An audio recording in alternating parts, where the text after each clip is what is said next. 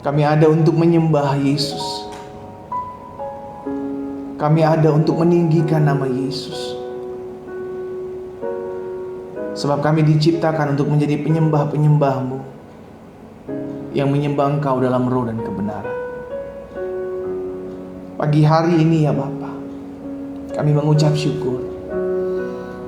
Kembali satu hari kami diberikan kesempatan untuk memuji, menyembah Tuhan di rumah kami masing-masing.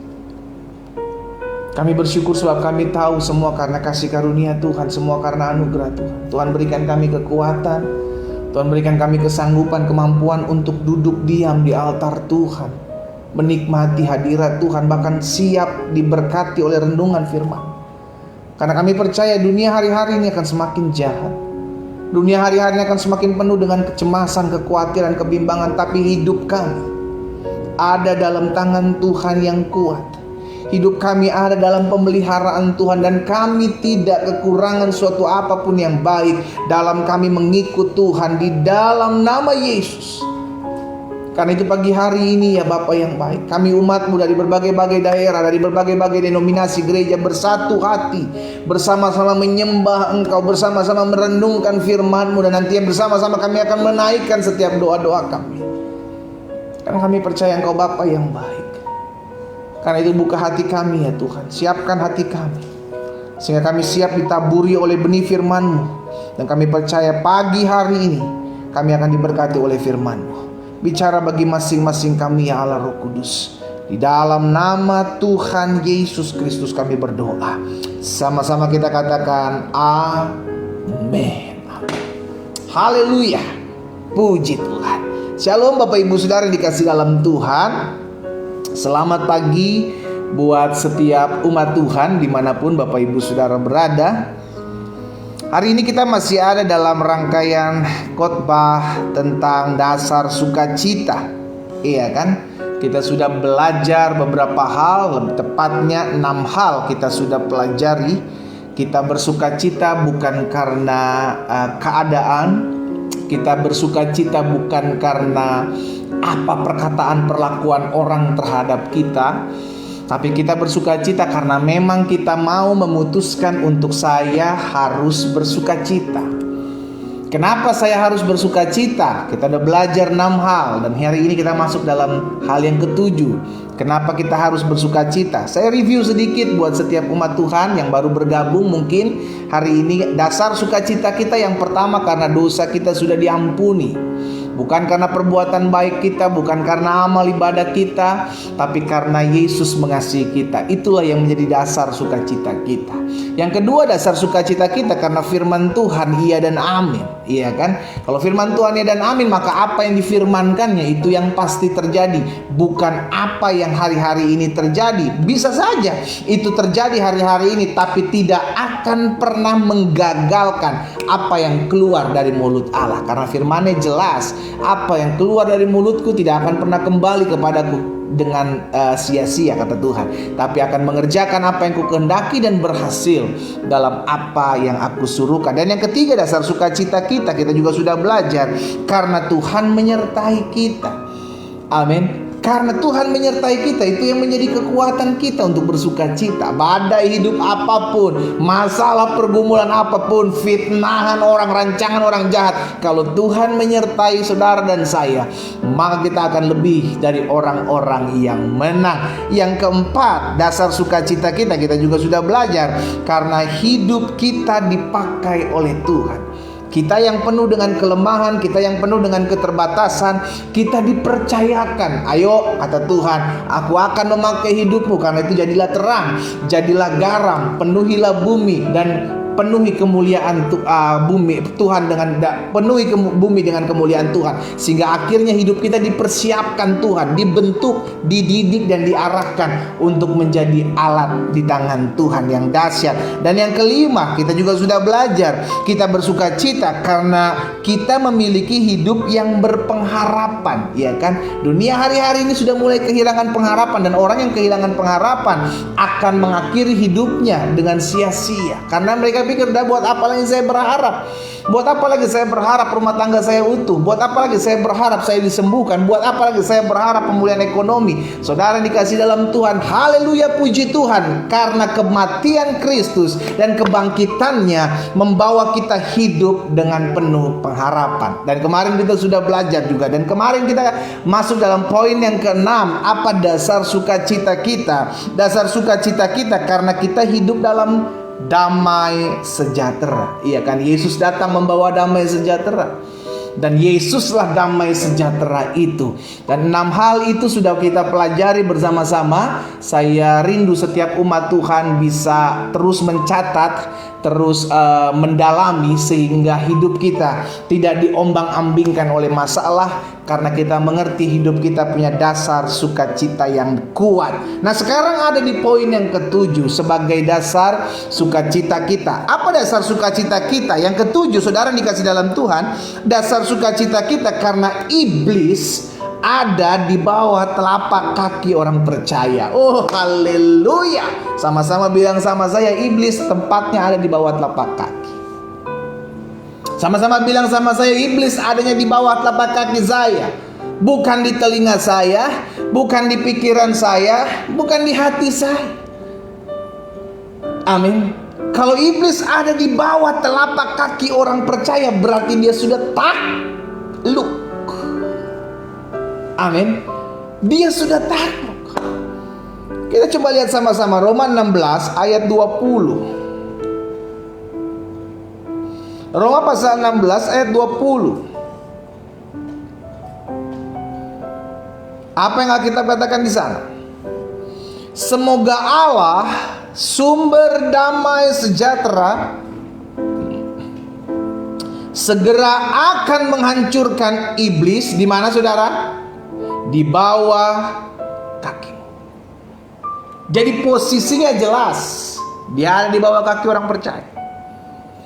Dia tidak bisa naik-naik ke telinga, membisikkan engkau, mengintimidasi engkau. Dia tidak bisa naik-naik ke pikiranmu untuk membuat pikiranmu kacau, membuat pikiranmu penuh kecemasan. Dia nggak bisa naik-naik ke hatimu sehingga engkau akhirnya memutuskan untuk menyimpan dendam, menyimpan kepahitan, menyimpan kebencian. Dia ada di bawah kakimu. Amin. Iblis ada di bawah kaki orang percaya. Ini yang menjadi dasar sukacita kita.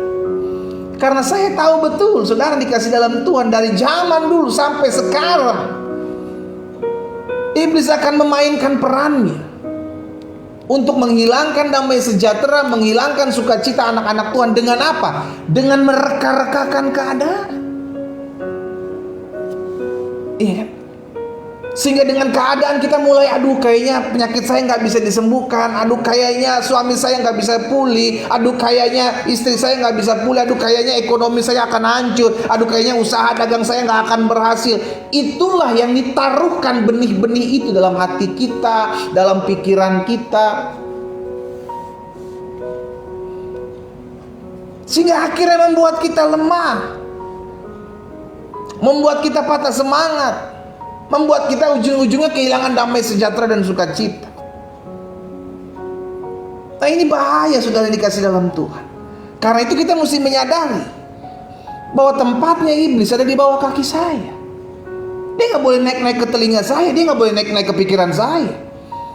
Karena itu tempatnya di bawah kaki. Maksudnya apa? Dia udah takluk, dia udah tunduk. Kenapa? Kepadamu diberikan kuasa.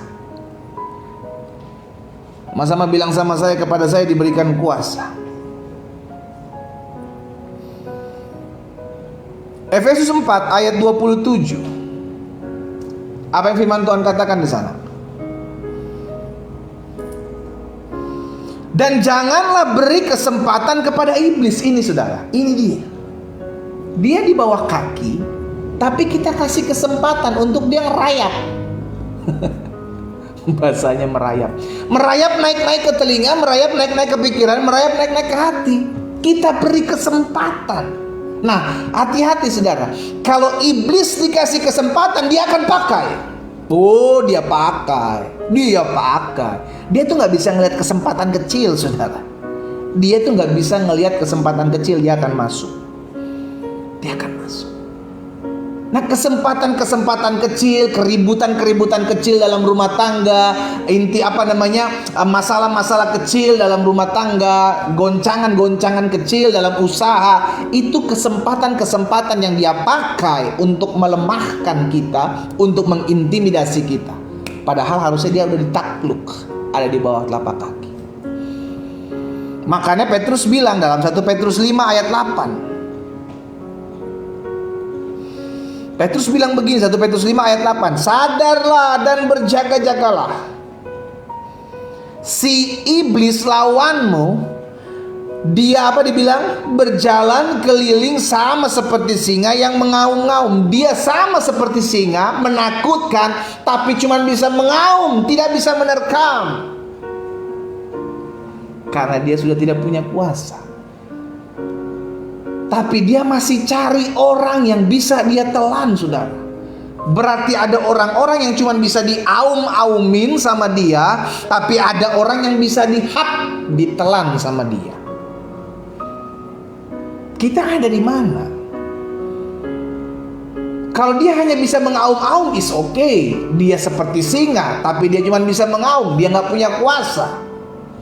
Tapi ada juga yang dikatakan dia berjalan keliling sama seperti singa yang mengaum-ngaum dan mencari orang yang dapat ditelannya. Berarti ada orang juga yang bisa dimakan, yang bisa kena jebakan dia, yang bisa masuk perangkap dia, yang bisa masuk kena intimidasi dia. Bisa.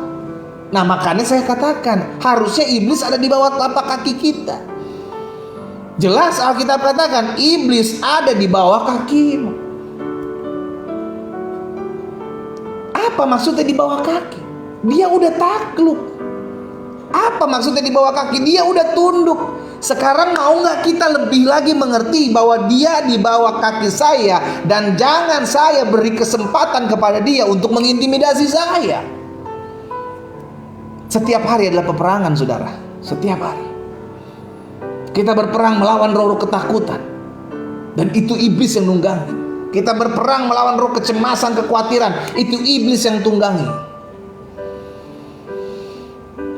Tapi pada akhirnya kita yang memutuskan apakah kita mau masuk perangkap dia sehingga akhirnya kita dimakan, atau kita ngerti nih, wah iblis, maksudnya iblis, lu di bawah telapak kaki gua, lu nggak boleh naik-naik ke pikiran gua, lu nggak boleh naik-naik ke hati gua, lu nggak boleh naik-naik ke telinga gua untuk membisikkan sesuatu yang melemahkan iman gua. Kita tahu, letakkan dia di bawah, posisikan dia selalu di bawah, jangan naik-naik ke telinga. Bisikin tuh suami lu selingkuh tuh istri lu selingkuh tuh, punya pil, punya will, untuk membisikin lagi, ngebisikin hal-hal yang melemahkan. Tuh kan, gak mungkin kan lu disembuhkan, tuh kan, itu naik ke telinga, bos. Harusnya yang kita dengar firman, bukan bisikan. Nah, seringkali kita sama kayak Hawa, kita entertain bisikan iblis. Hawa menikmati, Hawa malah argumen sama iblis, Hawa malah ngobrol. Masuklah dia jebakan. Makanya Alkitab jelas katakan di dalam Matius 4 ayat 10 dan 11, apa yang Yesus lakukan terhadap iblis. Iya kan? Matius 4 ayat 10 dan 11 bilang begini, maka berkatalah Yesus kepadanya, enyahlah iblis, sebab ada tertulis, engkau harus menyembah Tuhan Allahmu dan hanya kepada dia sajalah engkau berbakti. Jadi lu tengking, bos. Iblis itu jangan di-entertain, ditengking. Sama-sama bilang sama saya tengking. Apa sih tengking, pendeta? Saya usir. Kita usir, enyahlah iblis. Jangan kita nikmati, oh iya bener nih laki gue nih selingkuh nih. Oh bener nih laki gue belum pulang nih, pasti main nih ke perempuan itu nih. Oh bener nih bini gue nih belum pulang nih. Oh pasti dia main nih ke mantannya. Oh bener nih. Kita mulai mengentertain di pikiran kita.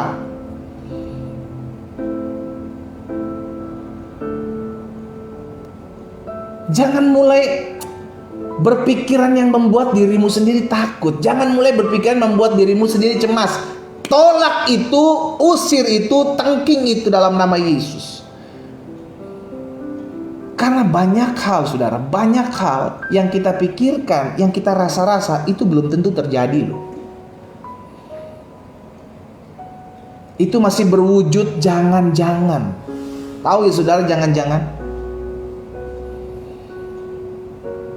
Asumsi.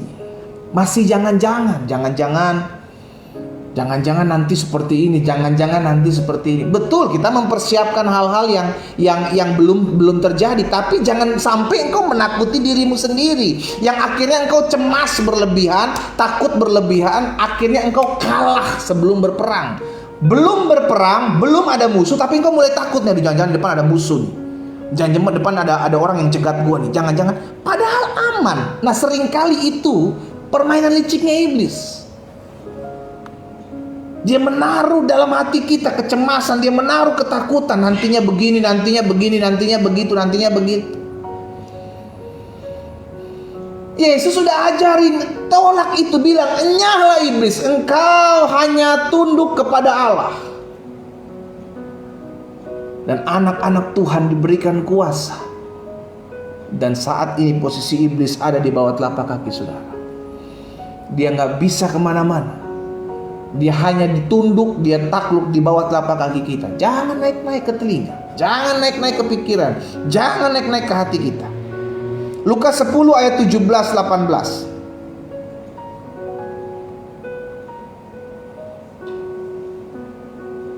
Lukas pasal 10 ayat 17 dan 18. Kemudian ke-70 murid itu kembali dengan gembira dan berkata, Tuhan, juga setan-setan takluk kepada kami demi nama-Mu. Lihat saudara, engkau punya kuasa, diberikan ketika engkau menjadi anak-anak Tuhan. Pakai kuasa itu. Kemarin kita sudah belajar bahwa kepada kita diberikan kuasa. Pakai kuasa itu, gunakan kuasa itu. Kuasa apa? Kuasa menaklukkan setan, kuasa menaklukkan iblis. Lalu kata Yesus kepada mereka, aku melihat iblis jatuh seperti kilat dari langit. Terbukti bahwa dia sudah ada di bawah telapak kaki anak-anak Tuhan. Dia gak punya kuasa lagi. Asal engkau mengerti, dia posisi ada di bawah telapak kakimu. Kalau engkau mengerti dia posisinya di sana, jangan kau izinkan dia naik-naik. Jangan kita biarkan dia, kasih kesempatan gitu loh. Maka tadi kan Rasul Paulus bilang kan dalam Efesus 4 ayat 27 kan, jangan kasih kesempatan.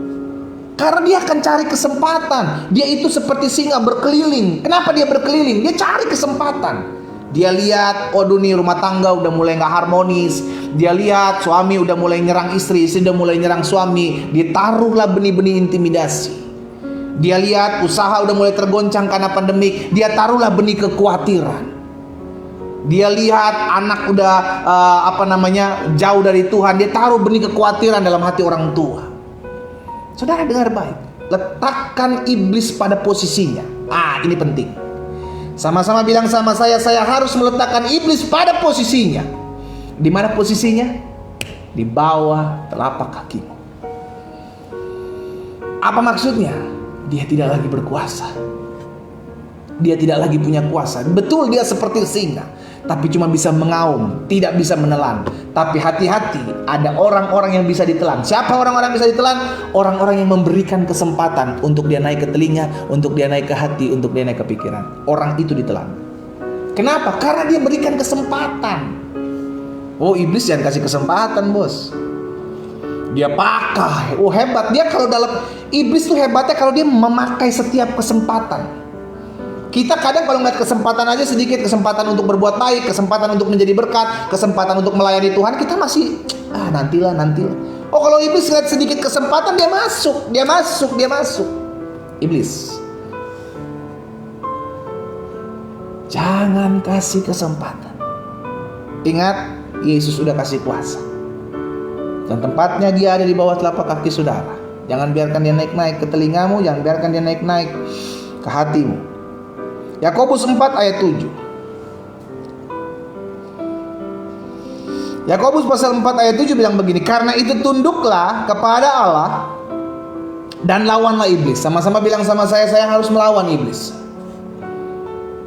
Sama-sama bilang sama saya harus tunduk kepada Allah. Tunduk kepada Allah, lawanlah iblis.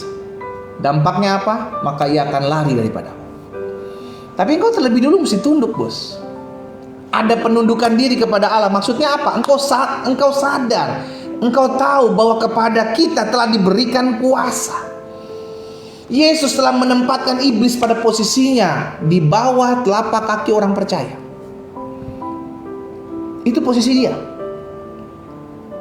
Itu posisi dia. Iya kan? Ketika kita tunduk kepada Allah, maka Allah memberikan kuasa itu. Ketika Allah memberikan kuasa itu, maka harus lawan. Karena dia akan ambil kesempatan. Jadi gini urutannya saudara. Kita tunduk kepada Allah, tandanya kita menerima otoritas dari Allah. Apa otoritas itu? Allah memberikan kuasa untuk menempatkan iblis di bawah telapak kakimu. Ketika kita tunduk pada otoritas Allah. Lalu yang kedua, tahapan kedua adalah lawanlah iblis. Kenapa lawan iblis? Bukankah dia ada di bawah telapak kaki? Betul, tapi dia ambil kesempatan. Tapi dia cari kesempatan. Karena itu bagian kita, lawanlah iblis. Jangan beri kesempatan. Berarti ada bagian kita melawan. Lawan ketika dia sudah mulai menaruh-naruh pikiran untuk takut-takuti engkau.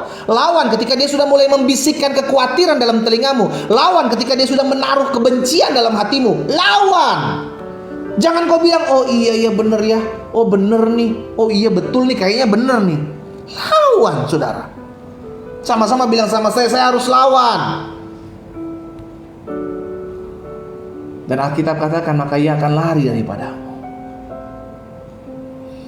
Amin. Jadi dari firman-firman yang tadi kita baca, kita renungkan, kita tahu kita punya kuasa yang pertama. Yang kedua, iblis sudah ada di bawah telapak kaki kita. Jangan kita kasih kesempatan kepada iblis. Dan ketiga, lawan dia dengan iman. Sehingga akhirnya kita mengerti, kita ini bukan orang biasa-biasa. Tuhan kasih kuasa sama kita untuk menempatkan iblis ada di bawah telapak kaki saya. Dan itulah yang menjadi dasar sukacita kita. Kenapa? Karena pada dasarnya iblis akan mengambil sukacita kita. Pada dasarnya iblis akan mengambil damai sejahtera kita. Caranya bagaimana pendeta? Dia mulai naik-naik ke telingamu, membisikkan kekhawatiran, membisikkan kecemasan. Dia mulai naik-naik ke hatimu untuk menempatkan kepahitan, kebencian, sakit hati dalam hatimu. Dia mulai naik-naik ke pikiranmu untuk memberikan pikiranmu pikiran yang kotor, pikiran yang cabul. Tapi kita punya kuasa untuk apa? Melawan. Kita punya kuasa untuk apa? Tidak memberikan kesempatan. Sampai sini ngerti ya saudara? Nah karena itu saya pelajari ada beberapa hal. Karena iblis ada di bawah telapak kaki orang percaya, maka tugas kita yang pertama, jangan izinkan. Sama-sama bilang sama saya, jangan saya izinkan. Jangan izinkan, jangan kasih kesempatan dia untuk naik ke telingamu, membisikkan kekhawatiran, kecemasan di telingamu. Jangan kasih kesempatan, jangan kasih peluang untuk dia naik ke pikiranmu, untuk membuat engkau khawatir, cemas, bimbang. Jangan kasih kesempatan untuk dia main di hatimu, sehingga akhirnya hatimu penuh dengan kebencian. Ingat, iblis hanya menaruh, tapi you yang melakukan. Contoh, iblis mengingatkan. Tuh lihat tuh, orang yang pernah nusuk lu dari belakang. Tuh lihat tuh, saudara lu, tapi dia saudara, tapi begini. Jahat kan orangnya. Kita mulai mengentertain diri kita. Kita mulai menikmati bisikan-bisikan itu. Dan kita bilang, oh iya ya bener ya. Nah lihat, kerjasama antara bisikan iblis dengan hati kita yang jahat jadi. Makanya sebelum dia naik bisik-bisik ke kita, usir dia. Karena kepadamu ada kuasa loh saudara. Engkau punya kuasa. Engkau yang hari ini terpapar COVID dan engkau sedang mendengarkan doa pagi ini, dengar baik. Iblis mengintimidasi engkau. Iblis melemahkan engkau. Jangan terima, tapi usir. Kenapa? Karena iblis ada di bawah telapak kakimu. Dan kau mesti tahu kepadamu diberikan kuasa. Dan Alkitab jelas menyatakan, Yesus katakan, aku menyertai engkau sampai kepada kesudahan zaman. Dan tidak ada yang bisa merebut kita dari tangan Tuhan Yesus. Itu jaminannya. Jangan biarkan engkau terintimidasi, akhirnya engkau mulai lemah. Engkau mulai lemah, imunmu mulai turun. Dan imun mulai turun, tubuh mulai remuk. Tapi bergembiralah. Karena hati yang gembira adalah obat yang manjur. Jadi ingat yang pertama saudara dikasih dalam Tuhan. Karena iblis ada di bawah telapak kaki kita. Jangan sampai dia naik-naik. Jangan beri kesempatan. Jangan kasih celah. Ya, Saya ngerti kok saudara. Kita sadar ketika dia mulai membisikkan kelemahan-kelemahan kita, ketika dia mulai mengintimidasi di pikiran kita, ketika dia mulai menaruh benih jahat di hati kita untuk membenci, untuk mendendam. Kita sadar itu salah. Karena saya percaya firman Tuhan yang pasti tergenapi, kebenaran. Engkau tahu kebenaran, kebenaran itu akan memerdekakan. Engkau tahu ini salah. Kita tahu hal ini salah, hal ini keliru, hal ini gak benar. Harusnya saya tangking, saya tolak. Jangan saya nikmati, jangan saya lakukan lagi, jangan saya buat, jangan saya responi gitu. Yang kedua saya pelajari, karena iblis di bawah telapak kaki orang percaya, maka berarti dia sudah tidak punya kuasa. Dia bisa mengaum-ngaum saja saudara. Tapi itu sebabnya jangan sampai dia memakan kita. Karena kalau dia mengaum-ngaum, itu tandanya dia mengintimidasi kita, dia melemahkan iman kita. Tapi kalau kita tengking, dia pergi. Tapi kalau kita iyain, kita okein, maka kita akan kemakan. Nah, keputusan ada di kita. Kalau sebatas ngaum, sebatas mengintimidasi, it's okay. Tapi jangan sampai dia memakan iman kita, melemahkan iman kita, yang akhirnya melemahkan tubuh kita. Dan yang ketiga, yang terakhir, karena iblis ada di bawah telapak kaki orang percaya, waspadalah dan berjaga-jagalah sampai Tuhan Yesus datang. Dia akan tetap berusaha mencari kesempatan, mencari kelengahan, mencari celah. Karena masalah selalu ada dalam hidup kita. Nah, seringkali iblis memakai keadaan, iblis memakai masalah, iblis memakai pergumulan untuk melemahkan iman kita. Kita harus patahkan, kita harus hardik, kita harus tengking, kita harus usir. Karena kita mengerti masalah Tuhan pakai untuk mendatangkan berkat buat hidup kita. Tapi iblis mengerti. Dia mulai mengintimidasi. Tuh kan, lihat masalahmu melemahkan imanmu. Tuh lihat kan, Tuhan gak tolong engkau. Tuh kan, kau lihat walaupun kau sudah beribadah kepada Tuhan, tapi Tuhan tidak membela engkau. Buktinya ada masalah, buktinya ada pergumulan, buktinya seperti ini, buktinya seperti itu. Lihat saudara, di sisi lain Tuhan mengizinkan masalah untuk memberkati kehidupanmu. Tapi di sisi lain ada satu kekuatan lagi yang membuat masalah yang sama ini untuk melemahkan imanmu. Kita ada di tengah. Dan keputusan kita lah, kita mau mengikuti perjanjian dengan Tuhan, atau kita mau memberikan kesempatan kepada iblis untuk melemahkan iman kita.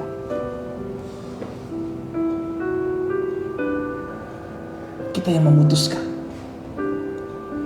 Karena itu hari ini secara khusus dalam rangkaian khotbah sukacita, dasar sukacita anak-anak Tuhan, di poin yang ketujuh kita belajar bahwa dasar sukacita kita karena iblis sudah ada di bawah telapak kaki kita. Dia gak ada di pikiran kita, dia gak ada di telinga kita, dia gak ada di hati kita. Tapi kita mesti sadar dan berjaga-jaga. Jangan sampai kita kasih kesempatan, jangan sampai kita berikan peluang, karena dia masih ada untuk bisa naik dan menguasai kita. Kita berdoa, kita datang kepada Tuhan. Haleluya. Kami mengucap syukur karena kasih karunia Tuhan, karena anugerah Tuhan yang menopang kehidupan kami. Sehingga akhirnya kalau kami ada pagi hari ini, kami belajar bahwa Tuhan telah menempatkan iblis di bawah telapak kaki kami, yang artinya iblis tidak lagi punya kuasa atas hidup kami. Tapi bukan berarti iblis tidak bisa mulai mengintimidasi kami. Tapi bukan berarti iblis tidak bisa mulai menakut-nakuti dan melemahkan iman kami. Betul, Tuhan berikan kami kuasa. Tapi bagian kami harus menengking, bagian kami harus melawan, bagian kami tidak boleh beri kesempatan. Itu yang harus kami kerjakan.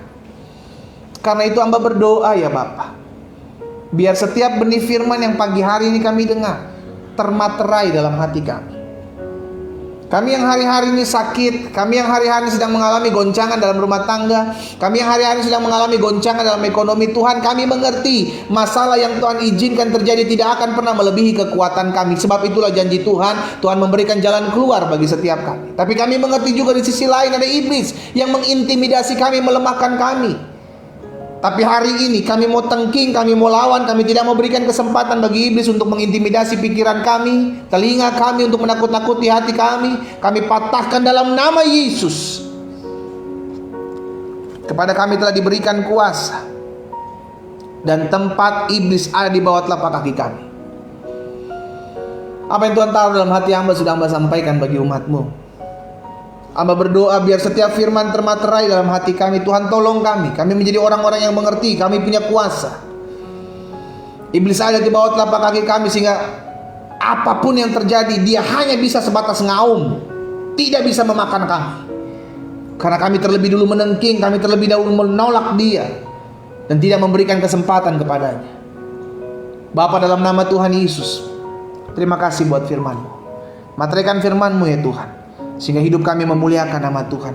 Pada akhirnya pagi hari ini kami juga bersepakat, bersatu hati, kami berdoa buat setiap pergumulan doa dari anak-anak Tuhan. Sampai hari ini kami percaya Tuhan menjawab doa kami. Sekalipun kami mengerti terkadang ada datang intimidasi, mengintimidasi iman kami, melemahkan iman kami, dan kami tahu itu bukan dari Tuhan, itu dari iblis yang membuat kami lemah, yang membuat kami goncang dan kami goyah terhadap janji Tuhan. Karena itu kami mau tolak dalam nama Yesus. Dalam nama Yesus, setiap pikiran-pikiran yang mengkhawatirkan, setiap hati yang menyimpan dendam, kebencian oleh karena mengingat-ingat kesalahan orang terhadap kami, setiap bisikan-bisikan yang melemahkan iman kami, hari ini kami sepakat di dalam nama Yesus Kristus Tuhan, kami patahkan dan kami tengking suara-suara tersebut dalam nama Yesus. Bahkan setiap kami yang sakit, kami terima kuasa Tuhan oleh bilur-bilur darah Yesus. Kami yang sakit dijamah dan disembuhkan Tuhan. Jika ada bisikan-bisikan roh jahat yang mengatakan bahwa kami tidak bisa sembuh, jika ada intimidasi-intimidasi dari suara-suara kegelapan yang mengatakan bahwa kami akan mati, kami patahkan dalam nama Yesus. Kami percaya hidup mati kami di tangan Tuhan, bukan penyakit yang menentukannya. Sekalipun kami harus mati, kami percaya Yesus bersama dengan kami. Di dalam nama Tuhan Yesus. Karena itu beri damai sejahtera ya Roh Kudus, beri sukacita dalam hati setiap kami. Terima kasih Tuhan Yesus. Kami bangga memiliki Allah seperti-Mu. Hari ini kami juga berdoa biar setiap rumah tangga Allah pulihkan, keluarga-keluarga Allah pulihkan. Bahkan setiap mereka yang sakit Allah jamah dan sembuhkan dalam nama Yesus. Kami percaya dan kami sampai saat ini beriman. Kami tidak mau termakan bujuk rayu iblis. Kami tidak mau termakan bisikan-bisikan si jahat yang melemahkan iman kami. Hari ini kami tetap pegang janji Tuhan bahwa roh dalam kami lebih besar dari roh yang dalam dunia ini. Dan kami perkatakan, hai bisikan-bisikan roh jahat yang memperkatakan kami tidak bisa sembuh, kami patahkan dalam nama Yesus. Roh-roh kecemasan, roh-roh ketakutan kami patahkan dalam nama Yesus. Kami percaya kami sembuh oleh kuasa bilur darah Yesus. Di dalam nama Yesus. Di dalam nama Yesus.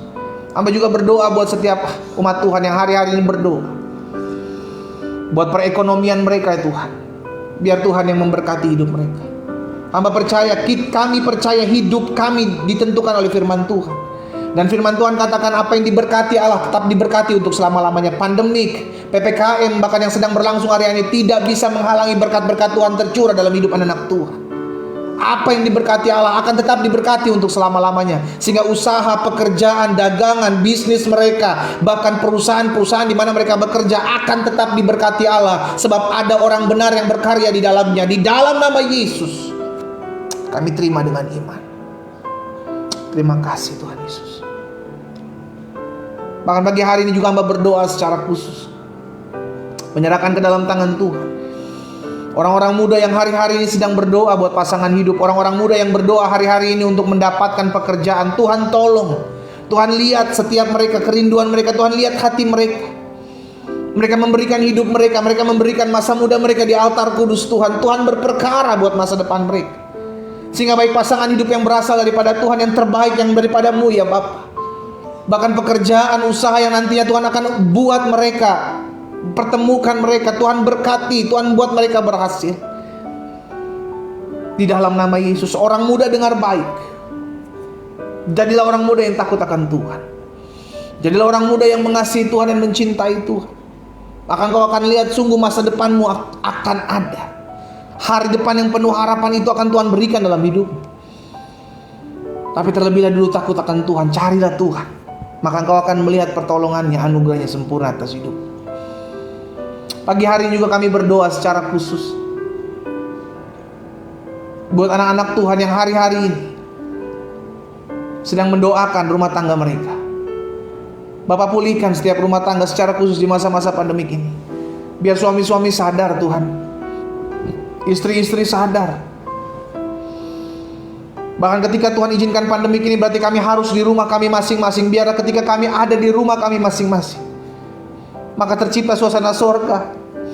Dulu yang kami jarang berkumpul di rumah, tapi ketika ada pandemi ini kami lebih sering di rumah. Biarlah ini kuasa Tuhan memulihkan setiap hubungan-hubungan yang rusak. Hubungan anak dengan orang tua, hubungan suami dengan istri yang rusak, hubungan mertua dengan menantu yang rusak, dipulihkan dalam nama Yesus. Tuhan pakai pandemi, karena kami percaya Allah turut bekerja dalam segala sesuatu untuk mendatangkan kebaikan bagi mereka yang mengasihi Tuhan, sehingga ada surga di tengah-tengah keluarga kami. Bapak pulihkan setiap keluarga, pulihkan setiap rumah tangga. Berkat-berkat-Mu ada atas masing-masing mereka. Hamba juga berdoa buat setiap rumah tangga yang hari-hari ini berdoa dan terus berdoa untuk memiliki kerinduan mendapatkan keturunan. Tuhan bukakan kandungan mereka. Berkati rumah tangga mereka Allah, di dalam nama Tuhan Yesus. Bahkan kami berdoa hari-hari ini juga menyerahkan ke dalam tangan Tuhan setiap umat Tuhan yang hari-hari ini terlilit utang piutang. Mereka harus selesaikan di dalam nama Tuhan Yesus. Tuhan buka jalan bagi mereka, sehingga mereka mengalami kuasa, mereka mengalami mujizat, dan mereka melihat kuasa Allah dinyatakan dalam hidup mereka. Terima kasih Tuhan Yesus, terima kasih. Pada akhirnya hari ini kami juga berdoa buat orang-orang yang kami kasihi, orang-orang yang kami rindukan untuk kami bawa ke altar kudus Tuhan, untuk Tuhan jamah, untuk Tuhan pulihkan. Ada yang berdoa buat keluarga mereka, orang-orang yang mereka kenal, saudara, famili, teman-teman mereka, yang mereka rindukan agar Roh Kudus jamah hidup mereka. Kami membawa nama-nama ini di altar kudus Tuhan, agar mereka dijamah Roh Kudus untuk menerima Engkau sebagai Tuhan dan Juru Selamat. Mungkin mereka telah terhilang dari Tuhan, mereka pergi meninggalkan Tuhan, tapi biarlah pandemik ini membuat mereka sadar, akhirnya mereka datang kembali kepada Tuhan Yesus. Dan kami doakan dalam nama Yesus, dalam nama Yesus, melalui pandemik ini banyak jiwa berbalik kepada Tuhan. Melalui pandemik ini banyak orang datang kepada Tuhan Yesus dan menyembah Tuhan Yesus. Terima kasih Bapa yang baik. Pada akhirnya pagi hari ini kami menaruh hati kami berdoa buat bangsa kami. Bangsa Indonesia ada di dalam tangan-Mu ya Allah. Ampuni bangsa kami kalau seringkali beberapa hari yang lalu bangsa kami mengutuki umat pilihan Tuhan. Tapi hari ini kami berdiri umat-Mu ya Allah, mengucapkan berkat atas bangsa Israel, mengucapkan berkat atas Yerusalem. Diberkatilah Israel, diberkatilah Yerusalem, diberkatilah umat pilihan Tuhan di dalam nama Yesus. Sebab kami mengerti firman-Mu, siapa yang memberkati mereka akan diberkati oleh Tuhan. Karena itu kami berdiri atas bangsa kami, biar Engkau Allah memberkati dan memulihkan bangsa kami di dalam nama Tuhan Yesus Kristus. Bangsa kami dipulihkan, bangsa kami dijamah Tuhan, bangsa kami ditolong Tuhan. Bapak Presiden, Wakil Presiden, jajaran menteri yang ada, kami berdoa dan kami ucapkan berkat. Tuhan tolong. Bahkan Ketua BNPB, Ketua BNPD, Ketua KPK, Ketua BIN, Tuhan tolong dalam nama Yesus. Bapak Panglima TNI, Bapak Kapolri, di dalam nama Yesus. Beri hikmat takut akan Tuhan dalam hati dan hidup mereka, sehingga mereka terus menegakkan kerajaan-Mu ya Tuhan. Mereka melakukan apa yang menurut Tuhan pandang baik, yang Tuhan taruh dalam hati mereka. Dan kami berdoa di dalam nama Tuhan Yesus, Tuhan pulihkan bangsa ini. Kami terus berdoa, Tuhan jamah setiap mereka, orang-orang yang mengambil keuntungan di masa-masa pandemi ini. Mafia-mafia alat kesehatan, mafia-mafia obat. Oh Tuhan, jamah dalam nama Yesus. Jamah dalam nama Yesus. Sehingga kami melihat mereka dilawat Tuhan. Mereka berbalik dari jalan-jalan mereka yang mengambil keuntungan di masa-masa pandemi ini. Tuhan sanggup menjamah mereka. Kami doakan di dalam nama Yesus, sehingga bangsa ini pulih, bangsa ini diberkati Tuhan, bangsa ini lawat Tuhan. Di dalam nama Tuhan Yesus, terima kasih Bapa. Kami juga berdoa menyerahkan TNI, berdoa menyerahkan Polri, berdoa menyerahkan volunteer yang ada di masa-masa pandemik ini sebagai garda terdepan, dokter-dokter, suster-suster, perawat-perawat rumah sakit yang ada. Bapa, kami berdoa, Tuhan tolong setiap mereka, Tuhan sertai mereka, sehingga mereka sebagai garda terdepan, Tuhan jaga, Tuhan sertai, Tuhan lindungi, sehingga mereka tetap terus mengerjakan apa yang Tuhan mau. Dan bangsa ini boleh pulih, bangsa ini boleh bangkit, Indonesia pulih, Indonesia bangkit, Indonesia terbebas dari COVID, Indonesia terbebas dari pandemik. Dalam nama Tuhan Yesus kami rebut kuasa ini. Kami nyatakan Indonesia diberkati Tuhan Yesus. Bahkan kota-kota di tempat di mana kami tinggal juga kami serahkan ke dalam tangan Tuhan yang kuat. Kami mau berdiri buat kota-kota kami. Karena itu kami berdoa buat wali kota, wakil wali kota. Kami berdoa gubernur buat wakil gubernur. Kami berdoa buat bupati, wakil bupati. Di dalam nama Yesus daerah-daerah di mana kami tinggal juga diberkati oleh Tuhan. Kami pegang firman Tuhan, berdoalah buat kota karena kesejahteraan kota adalah kesejahteraanmu. Kami rindu dalam kota kami rindu di tempat di mana kami tinggal ada kesejahteraan, ada keamanan, tidak ada pandemik, terbebas dari COVID dalam nama Yesus. Tidak ada yang mustahil bagi Tuhan Yesus. Terima kasih Bapa. Terima kasih. Pada akhirnya kami bersyukur buat pagi hari ini. Kami sudah menaikkan doa-doa kami. Kami bersyafaat. Kami percaya apa yang kami doakan sudah kami terima. Kami sudah dibekali oleh kebenaran firman Tuhan. Biarlah firman Tuhan tetap tinggal dalam hati kami. Hidup kami semakin hari semakin mempermuliakan nama Tuhan. Saudara yang dikasih dalam Tuhan, iblis ada di bawah telapak kakimu. Jangan biarkan dia menakut-nakutimu, membisikkanmu yang melemahkan imanmu, membuat engkau khawatir, membuat engkau cemas. Tempatkan dia pada posisinya. Usir dia, jangan beri kesempatan. Maka engkau akan melihat janji-janji Tuhan digenapi dalam hidupmu. Kita akan kembali ke aktivitas kita masing-masing. Arahkan kedua tanganmu pada Tuhan dan terimalah berkat Tuhan. Tuhan Yesus memberkati engkau dan melindungi engkau. Tuhan Yesus menyinari engkau dengan wajahnya serta memberikan engkau kasih karunia. Tuhan Yesus menghadapkan wajahnya kepadamu serta memberikan engkau damai sejahtera. Turunlah segala berkat surgawi atas hidupmu mulai hari ini sampai selama-lamanya. Di dalam nama Tuhan Yesus Kristus kami berdoa. Haleluya. Amin. Haleluya. Haleluya. Kembali lagi saya mengingatkan, jangan lupa besok kita ada ibadah doa puasa secara khusus jam 3 sore waktu Indonesia bagian Barat, jam 4 sore waktu Indonesia bagian Tengah, dan jam 5 sore waktu Indonesia bagian Timur. Dua tempat ya kan, sama kayak doa pagi ini, baik di Zoom maupun di Facebook saya akan adakan. Jadi umat Tuhan yang biasa pakai Zoom, saya sudah bagikan link Zoomnya di Facebook saya. Dan umat Tuhan yang biasa bergabung di Facebook juga bisa bergabung besok sore ya kan, jam 4 WIB, 5 WITA, dan 6 WIT. Saudara yang dikasih dalam Tuhan. Dan saudara yang dikasih dalam Tuhan, kita disertai puasa. Jadi bagaimana caranya berpuasa? Mulai dari malam ini jam 10 malam kita berhenti tidak makan, tidak minum, sampai besoknya, sampai hari Kamis. Dan kita akan buka di jam 5 sore waktu Indonesia masing-masing. Tengah waktu tengah, timur waktu timur, WIB barat waktu barat ya. Dan sudah dikasih dalam Tuhan, kita akan berdoa buat bangsa kita, kita akan berdoa buat kota kita, kita berdoa buat daerah kita, kerinduan kita. Tuhan lalukan pandemik ini. Iya kan? Kerinduan kita, Tuhan angkat pandemik ini. Kerinduan kita agar COVID boleh selesai. Sehingga akhirnya kita bisa hidup tenang. Kita bisa hidup berdampingan, kita bisa hidup damai. Karena saya percaya kalau ada orang berdoa, kalau ada orang merendahkan diri di hadapan Tuhan, maka Tuhan mendengar doa-doa kita. Tuhan Yesus memberkati setiap kita, saudara dikasih dalam Tuhan. Selamat pagi, selamat beraktivitas. Shalom, shalom.